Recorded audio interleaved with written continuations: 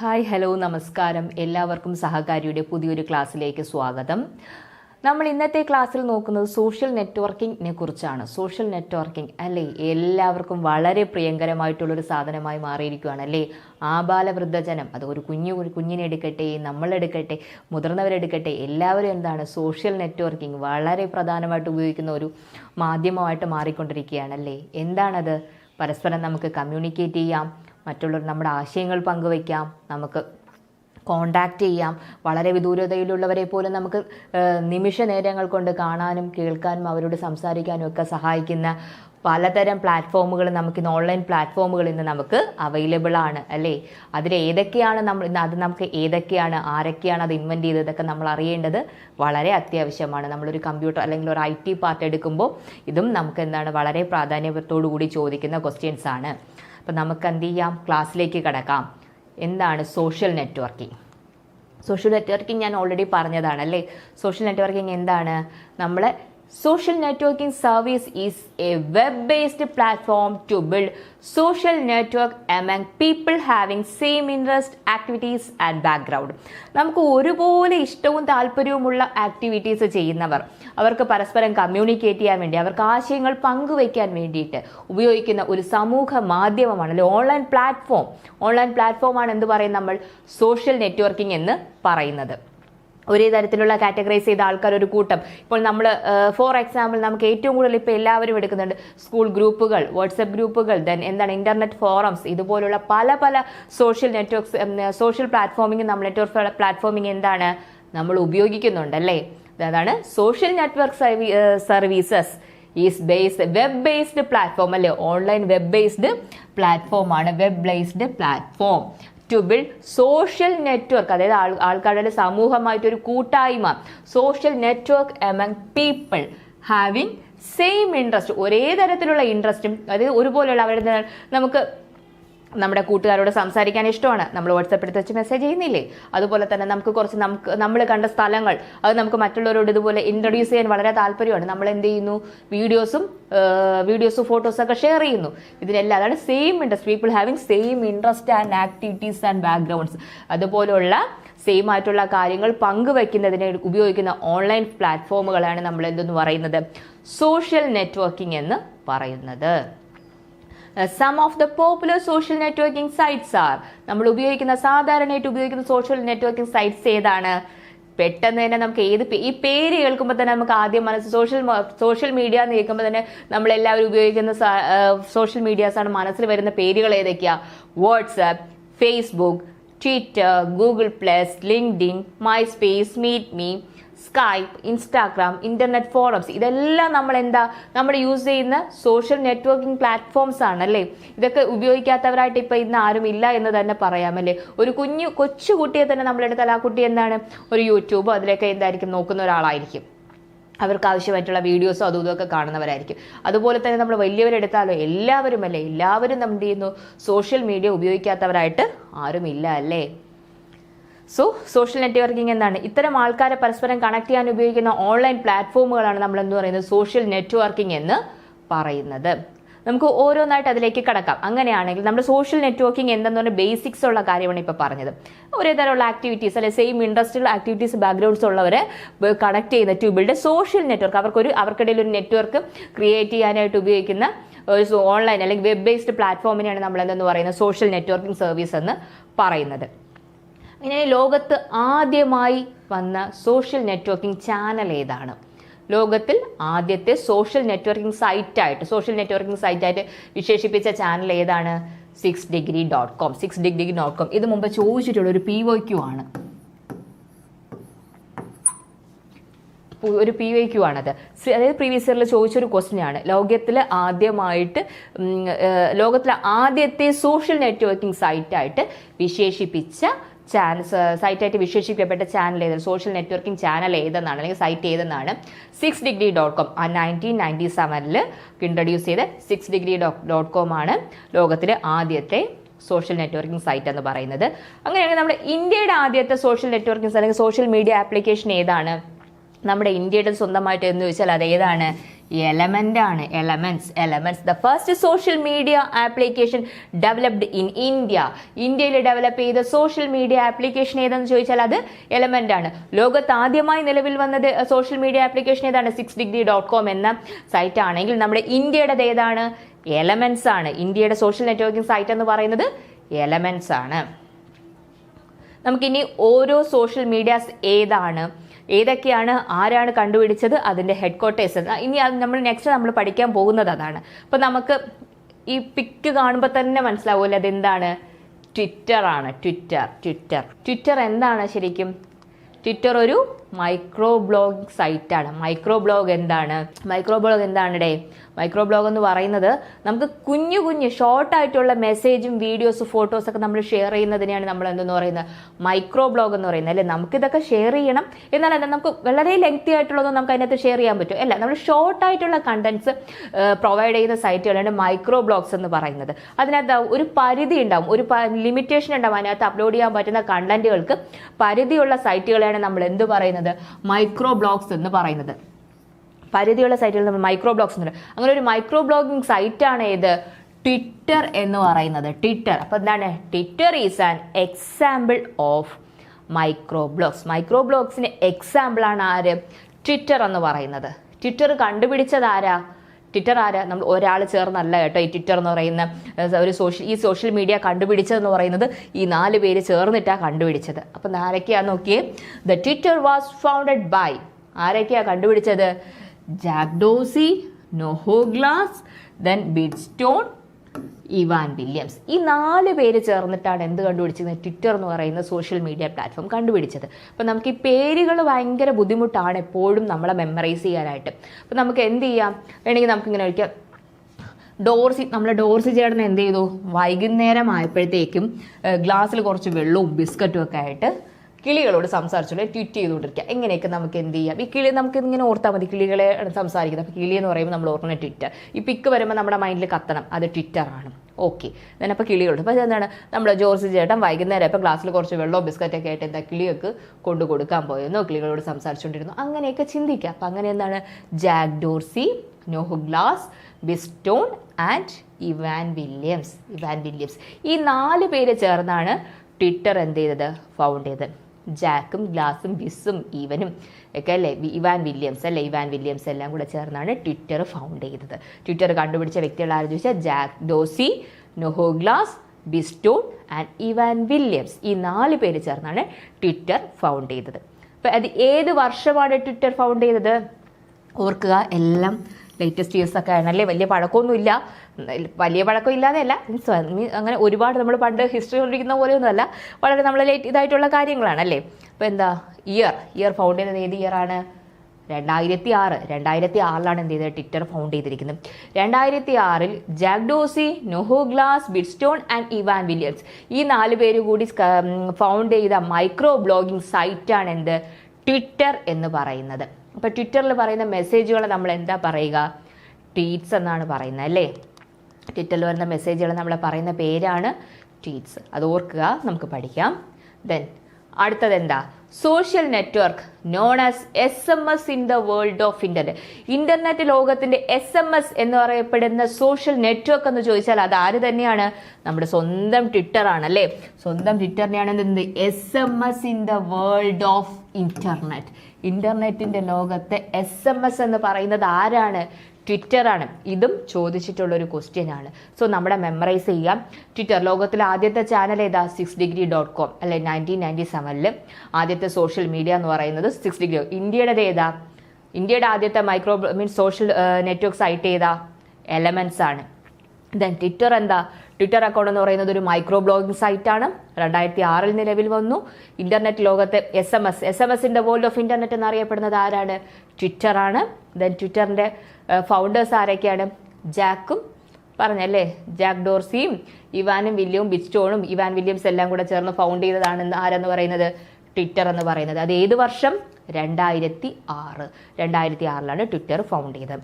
SMS in the world of internet എന്നറിയപ്പെടുന്ന social media ഏതാണ്? Twitter ആണ്.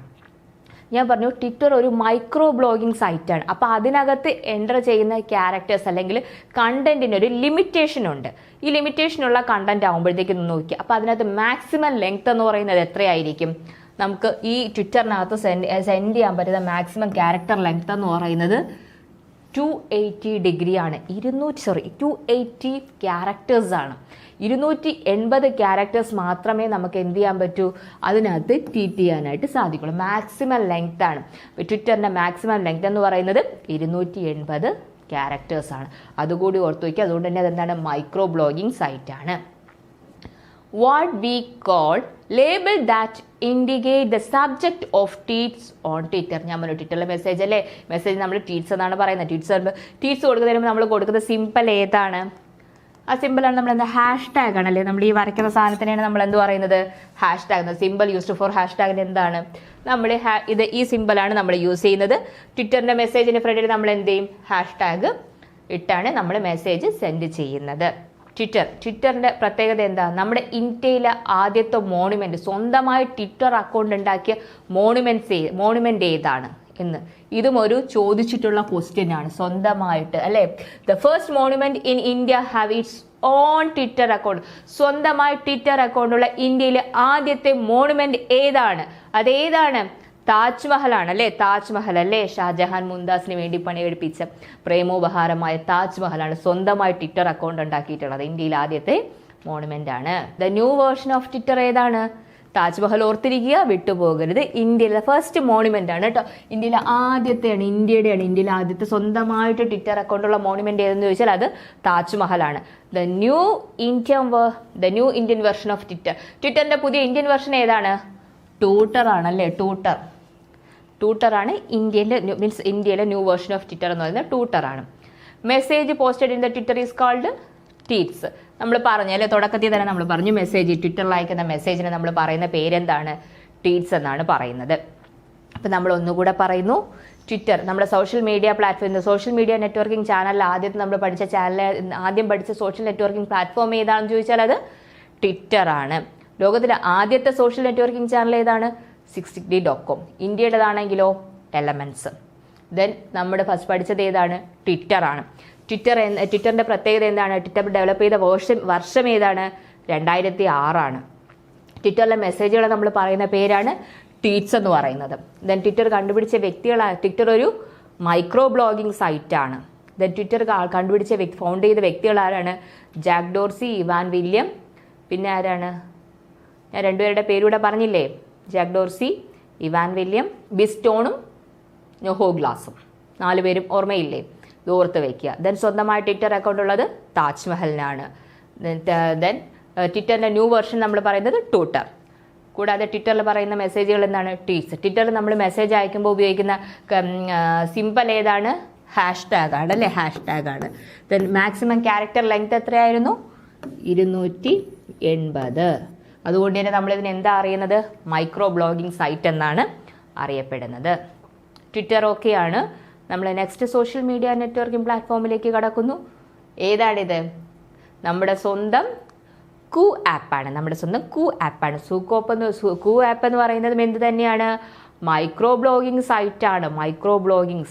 സൈറ്റ് ഡെവലപ്ഡ് ഇൻ ഇന്ത്യ സ്വന്തമായി develop ചെയ്ത മൈക്രോ ബ്ലോഗിംഗ് സൈറ്റാണ് ആര്? കൂ ആപ്പ് എന്ന് പറയുന്നത്. കൂ ആപ്പിന്റെ ഹെഡ് ക്വാർട്ടേഴ്സ് എവിടെയാണ്? ബാംഗ്ലൂർ. നമ്മുടെ ബാംഗ്ലൂരാണ് നമ്മുടെ കൂ ആപ്പിന്റെ ഹെഡ് ക്വാർട്ടേഴ്സ് എന്ന് പറയുന്നത്. കൂ ആപ്പ് ഫൗണ്ടേഴ്സ് ആരാണ്? കൂ ആപ്പിന്റെ ഫൗണ്ടേഴ്സ് എന്ന് പറയുന്നത് അപ്രമേയ രാധാകൃഷ്ണൻ, മായങ്ക് ബിദ്വാക്ക ആണ് കൂ ആപ്പിന്റെ ഫൗണ്ടേഴ്സ് എന്ന് പറയുന്നത്. അപ്രമേയയും മായങ്കും അവർ രണ്ടുപേരും കൂടെ ചേർന്നാണ് ഫൗണ്ട് ചെയ്തിരിക്കുന്നത്? കൂ ആപ്പ് ഫൗണ്ട് ചെയ്ത്. അപ്പോൾ ഇന്ത്യയുടെ സ്വന്തമായിട്ടുള്ള സൈറ്റ് മൈക്രോ ബ്ലോഗിംഗ് സൈറ്റാണ്. ഇന്ത്യ സ്വന്തമായിട്ട് ഡെവലപ്പ് ചെയ്ത മൈക്രോ ബ്ലോഗിംഗ് സൈറ്റാണ്.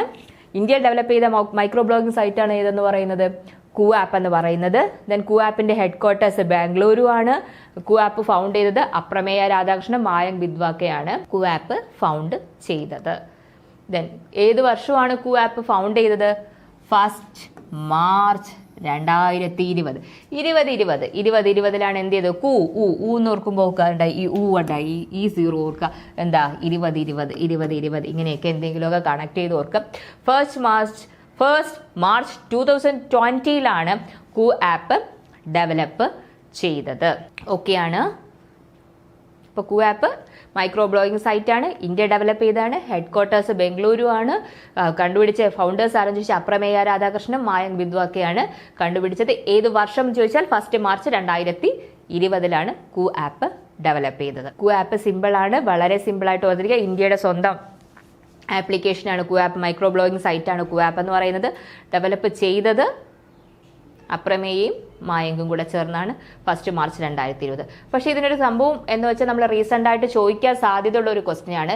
2024 ഷട്ട് ഡൗൺ ചെയ്ത സോഷ്യൽ നെറ്റ്വർക്കിംഗ് പ്ലാറ്റ്ഫോം ഏത്? ഈ ഒരു ക്വസ്റ്റ്യൻ നമുക്ക് കറണ്ട് അഫയേഴ്സ് റിലേറ്റഡ് ആയിട്ട് വേണമെങ്കിൽ ഇത് ചോദിക്കാം. കാര്യം എന്ന് വെച്ചാൽ നമ്മൾ 2024 കാര്യങ്ങളാണല്ലേ 2025 ചോദിക്കുന്നത്. സോ അതുപോലെ തന്നെയാണ്. അപ്പം നമുക്കിത് ബേസിക്കലി നമ്മൾ IT റിലേറ്റഡ് ആയിട്ട് കറണ്ട് അഫയേഴ്സ് ചോദിക്കുന്നതും PSCയുടെ ഒരു ട്രെൻഡായിട്ട് മാറിയിട്ടുണ്ട്. സോ ലേറ്റസ്റ്റ് ആയിട്ട് ഷട്ട് ഡൗൺ ചെയ്തു. അപ്പോൾ ഇത് 2024 ജൂലൈ 3 എന്ത് ചെയ്തു? കൂ ആപ്പ് ഷട്ട് ഡൗൺ ചെയ്തു. ഇന്ത്യ ഷട്ട് ഡൗൺ ചെയ്തു. അപ്പോൾ ഏത് വർഷം? 2020 വന്നു, 4 വർഷത്തോളം അത് വർക്ക് ചെയ്തു. ദെൻ 2024 ആയപ്പോഴത്തേക്കും ഷട്ട് ഡൗൺ ചെയ്തു.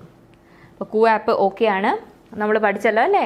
കൂ ആപ്പ് മൈക്രോ ബ്ലോഗിംഗ് സൈറ്റാണ്, ഇന്ത്യ ഡെവലപ്പ് ചെയ്തതാണ്, ഹെഡ് ക്വാർട്ടേഴ്സ് ബാംഗ്ലൂരാണ്, ഫൗണ്ടേഴ്സ് അപ്രമേയയും മായങ്കുമാണ്.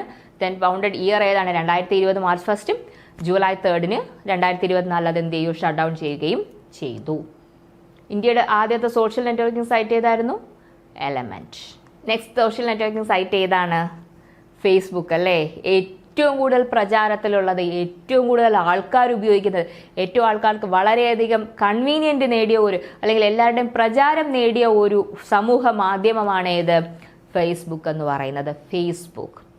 ഫേസ്ബുക്ക് എന്ന് കേൾക്കുമ്പോൾ തന്നെ അത് അറിയാത്ത വ്യക്തികളില്ല എന്ന് തന്നെ നമുക്ക് വേണമെങ്കിൽ പറയാം അല്ലേ? The most popular social network in the ഇന്റർനെറ്റിലെ ഏറ്റവും പോപ്പുലർ ആയിട്ടുള്ള നെറ്റ്വർക്കിംഗ് സൈറ്റ്, സോഷ്യൽ നെറ്റ്വർക്ക് ഏതാണെന്ന് ചോദിച്ചാൽ നമ്മൾ പറയില്ല, കണ്ണുടച്ച് സോഷ്യൽ നെറ്റ്വർക്ക് ഏതാ? ഫേസ്ബുക്ക് എന്നല്ലേ നമ്മുടെ മനസ്സിൽ ആദ്യം വരിക. അത് കഴിഞ്ഞിട്ടാണ് ബാക്കിയുള്ള കാര്യങ്ങളൊക്കെ നമ്മുടെ തലയിലോട്ട് കയറി വരുന്നത് അല്ലേ? അപ്പോൾ എന്താണ് most popular social network on the internet എന്ന് ചോദിച്ചു കഴിഞ്ഞാൽ അത് ഏത് തന്നെയാണ്? ഫേസ്ബുക്കാണ്. ദെൻ ഫേസ്ബുക്കിന്റെ പുതിയ പേരെന്താ? നമ്മളിപ്പോൾ കാണുന്നുണ്ടല്ലേ, ഇങ്ങനെ ഒരു സിമ്പിളൊക്കെ നമ്മളിങ്ങനെ കാണാറില്ലേ? എന്താ? മെറ്റ. ഫേസ്ബുക്കിന്റെ ന്യൂ നെയിമാണ് മെറ്റ. ഫേസ്ബുക്ക് ഫൗണ്ടർ ആരാണ്? മാർക്ക് സുക്കർബർഗ് അല്ലേ? മാർക്ക് സുക്കർബർഗ് ആണ് ഫേസ്ബുക്കിന്റെ ഫൗണ്ടർ എന്ന് പറയുന്നത്. ഫേസ്ബുക്കിന്റെ ന്യൂ നെയിം എന്ന് പറയുന്ന മെറ്റയാണ്. ഫേസ്ബുക്ക് ഫൗണ്ട് ചെയ്ത് മാർക്ക് സുക്കർബർഗ് ആണ് അല്ലേ? The program that inspired the creation of ഫേസ്ബുക്കിൽ നമ്മൾ ഏറ്റവും കൂടുതൽ പ്രചാരം നേടിയ ഒരു പ്രോഗ്രാം ഏതാണ്? ഫേസ് മാഷ് ആണ്. നമ്മൾ കണ്ടിട്ടില്ലേ, നമ്മൾ ചെറുപ്പത്തിൽ ഇങ്ങനെ ഇരിക്കും, വയസ്സാകുമ്പോൾ നമ്മൾ എങ്ങനെയാവും. ഇങ്ങനെയുള്ള കുറേ ആപ്ലിക്കേഷൻസ് നമ്മുടെ ഇതിലോട്ട് കയറി വന്നിട്ടുണ്ട് അല്ലെ ഫേസ്ബുക്കിനകത്ത്. നമ്മളെല്ലാവരും ഇപ്പോൾ പിക്ചേഴ്സ് എടുത്ത് വെച്ച് ട്രൈ ചെയ്തിട്ടുള്ളൊരു കാര്യമുണ്ട്. ആ പ്രോഗ്രാം എന്താണത്? അത് ഫേസ് മാഷ് എന്നാണ് അതിനറിയപ്പെടുന്നത്. ഫേസ്ബുക്കിലെ ഏറ്റവും പോപ്പുലർ ആയിട്ടുള്ള ഒരു പ്രോഗ്രാമായിട്ട് മാറിയിട്ടുണ്ട് ഈ ഫേസ് മാഷ് എന്ന് പറയുന്നത്. കാരണം നമ്മുടെ രൂപമെല്ലാം ഇങ്ങനെ മാനേജ് എലമെന്റ്സ് മാറ്റി നമുക്ക് കാണാൻ സാധിക്കുന്നതൊക്കെ ഏതിലാണ്? ഫേസ്ബുക്കിലാണ്. സോ നമ്മുടെ ഏറ്റവും കൂടുതൽ പ്രചാരം നേടിയിട്ടുള്ള ഒരു ഫേസ്ബുക്ക് പ്രോഗ്രാം എന്ന് ചോദിച്ചാൽ അത് ഫേസ് മാഷ് ആണ്. The Facemash program was created by Zuckerberg on October 28, 2003 ആണ്. ഇത് ജസ്റ്റ് ഒന്ന് റിമൈൻഡ് ചെയ്യാൻ നിങ്ങൾക്ക് അറിഞ്ഞിരിക്കാൻ വേണ്ടി കൊടുത്തിട്ടുണ്ടെന്നേ ഉള്ളൂ. അത് വലിയൊരു ഇമ്പോർട്ടൻസ് അല്ല. എന്നാൽ ഫേസ്ബുക്കിന്റെ ഹെഡ് ക്വാർട്ടേഴ്സ് അത് നമ്മളറിയണം, മെൽനോ പാർക്ക് കാലിഫോർണിയയാണ്. USA കാലിഫോർണിയയിലെ മെൽനോ പാർക്കാണ് ഏത്? ഫേസ്ബുക്കിന്റെ HQ എന്ന് പറയുന്നത് അല്ലേ? ഫേസ്ബുക്കിന്റെ ഹെഡ് ക്വാർട്ടേഴ്സ് എന്ന് പറയുന്നത് US മെൽനോ പാർക്കാണ്. മെൻലോ പാർക്ക് കാലിഫോർണിയയാണ് USA അവിടെയാണ്. എവിടെയാണ് ഫേസ്ബുക്കിന്റെ ഹെഡ് ക്വാർട്ടേഴ്സ് എന്ന് പറയുന്നത്. ഫേസ്ബുക്ക് എന്നാ അപ്പം നിലവിൽ വന്നേ? ഫേസ്ബുക്ക് കണ്ടുപിടിച്ചത് നമ്മൾ ആരെന്ന് പറഞ്ഞു? മാർക്ക് സുക്കർബർഗ് ആണെന്ന് പറഞ്ഞു. ഏറ്റവും കൂടുതൽ പോപ്പുലാരിറ്റിയുള്ള സോഷ്യൽ നെറ്റ്വർക്ക് ഏതെന്ന് ചോദിച്ചാൽ അത് ഫേസ്ബുക്കാന്ന് പറഞ്ഞു. ഫേസ്ബുക്കിലെ നമ്മുടെ ഏറ്റവും പ്രചാരം നേടിയ പ്രോഗ്രാം ഏതാണ്? അത് ഫേസ് മാഷ എന്ന് പറഞ്ഞു. ഫേസ്ബുക്ക് നിലവിൽ വന്ന ഫേസ്ബുക്കിന്റെ ഹെഡ് ക്വാർട്ടേഴ്സോ മെൻലോ പാർക്ക് കാലിഫോർണിയ, USA കാലിഫോർണിയയിലെ മെൽനോ പാർക്കാണ് ഫേസ്ബുക്കിന്റെ ഹെഡ് ക്വാർട്ടേഴ്സ്. ദെൻ അത് എന്നാ ഫേസ്ബുക്ക് അപ്പം കണ്ടുപിടിച്ചേ? 4th February 2004. 2004 ഫെബ്രുവരി 4 അല്ലേ? 4 ഓർത്ത് വയ്ക്കുക. 4 ഫെബ്രുവരി മാസത്തിൽ 2004 ഫെബ്രുവരിയിലാണ് ആര് കണ്ടുപിടിച്ചത്? ഫേസ്ബുക്ക് സുക്കർബർഗ് കണ്ടുപിടിക്കുന്നത്. കുറച്ച് പേർക്ക് ഈ ഫേസ്ബുക്ക് നമ്മൾ ഓവറായിട്ട് നമ്മൾ യൂസ് ചെയ്യുമ്പോൾ നമുക്ക് ചില സാധനങ്ങളോട് പേടി വരുന്നുണ്ട്. അപ്പൊ ഫേസ്ബുക്കിനോടുള്ള പേടിയെ പറയുന്ന പേരെന്താണ്? വിസിയോ ബിബ്ലിയോഫോബിയ. നമ്മൾ ഫേസ്ബുക്കിനോടുള്ള പേടിയെ പറയുന്ന പേരാണ് വിസിയോ ബിബ്ലിയോഫോബിയ എന്ന് അല്ലേ. ഫേസ്ബുക്ക് ചിലർക്ക് ചില മാധ്യമങ്ങൾ കാണും, ചില വെള്ളത്തിനെ പേടി പറയില്ല, ഹൈഡ്രോഫോബിയ. ഇതുപോലെ ഫേസ്ബുക്കിനോടുള്ള പേടിയാണ് എന്ത് വിസിയോ ബിബ്ലിയോഫോബിയ എന്ന് അറിയപ്പെടുന്നത്. ഫേസ്ബുക്ക് ലോഞ്ച് ചെയ്ത ക്രിപ്റ്റോ കറൻസി ഏതാണ്? ഫേസ്ബുക്ക് ലോഞ്ച് ചെയ്തിട്ടുള്ള ക്രിപ്റ്റോ കറൻസി അറിയപ്പെടുന്ന പേരെന്താണ്? ഡെയിം ആണ്. ഡെയിം എന്നാണ് ഫേസ്ബുക്കിന്റെ ക്രിപ്റ്റോ കറൻസി അറിയപ്പെടുന്നത്. ഓക്കെ, അപ്പോൾ ഫേസ്ബുക്ക് ബേസിക്കലി ഓർക്കുക, ഏറ്റവും കൂടുതൽ പ്രചാരം നേടിയിട്ടുള്ള സോഷ്യൽ നെറ്റ്വർക്കിംഗ് സൈറ്റ് ഏതാണെന്ന് ചോദിച്ചാൽ അതേതാണ്? ഫേസ്ബുക്ക് ആണ്. ഫേസ്ബുക്കിന്റെ ഫൗണ്ടർ ആരാണ്? മാർക്ക് സുക്കർബർഗ് ആണ്. ഏത് വർഷം? 2004 ഫെബ്രുവരി 4 ഫേസ്ബുക്കിനോടുള്ള പേടി എന്താണ്? വിസിയോ ബിബ്ലിയോഫോബിയ ആണ്. ഫേസ്ബുക്കിന്റെ ക്രിപ്റ്റോ കറൻസി ഏതാ? ഡെയിം ആണ്. ഫേസ്ബുക്കിന്റെ ഹെഡ് ക്വാർട്ടേഴ്സ് എവിടെയാണ്? മെൻലോ പാർക്ക്, കാലിഫോർണിയ ആണ്. US-ലെ കാലിഫോർണിയയിലെ മെൻലോ പാർക്കിലാണ് ഫേസ്ബുക്കിന്റെ ഹെഡ് ക്വാർട്ടേഴ്സ് എന്ന് പറയുന്നത്. ഫേസ്ബുക്കിലെ ഏറ്റവും പോപ്പുലാരിറ്റി നേടിയ പ്രോഗ്രാം ഏതാണെന്ന് ചോദിച്ചാൽ അതേതാണ്? ഫേസ് മാഷ് ആണ്. ഓക്കെ ആണ്.